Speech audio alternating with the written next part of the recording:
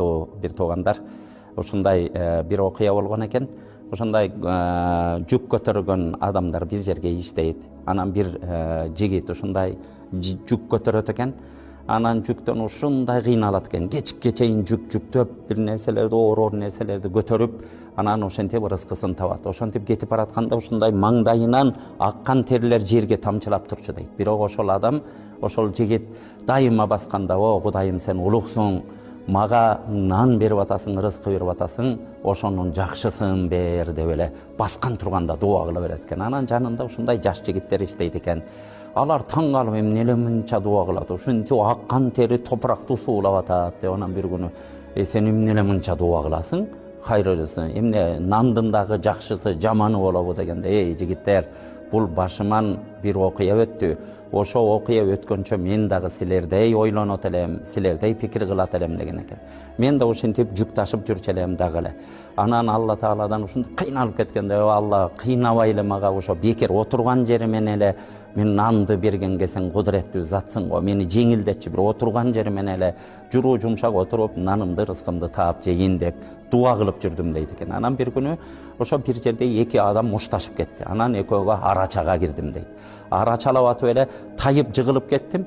Жыгылып кеткен учурда ошо милициялар келип кармады. Кармап туруп: "Сен дагы мушташып аткансың" деп алып барып камап койду дейт. Канча айлап түрмөдө отурдум дейт. Отурган учурларында эчтеке кылган иш жок. Анан нандар келет эле дейт. Баягы нан кекиртегимен өтпөйт дейт. Отуруп алып келген нан дейт. Бекер келип атты. Алла Таала ал жерге деле отургузуп туруп деле келтирип коет экен дейт. Баягы нанды жей албайм дейт.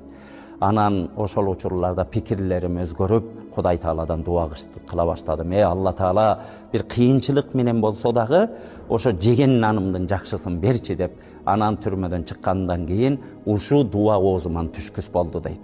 Булдан баягы алына турган сабак: кээ бир учурларда кыйналып тапкан нерсе мүмкүн биз денебиз кыйналып аткан сыяктуу, бирок ошо жугумдуу болуп, ошо берекелүү болуп, ошол нерсе бизге бактылуулук алып келиши мүмкүн экен да. Кыйналып таккан рызкыбыз.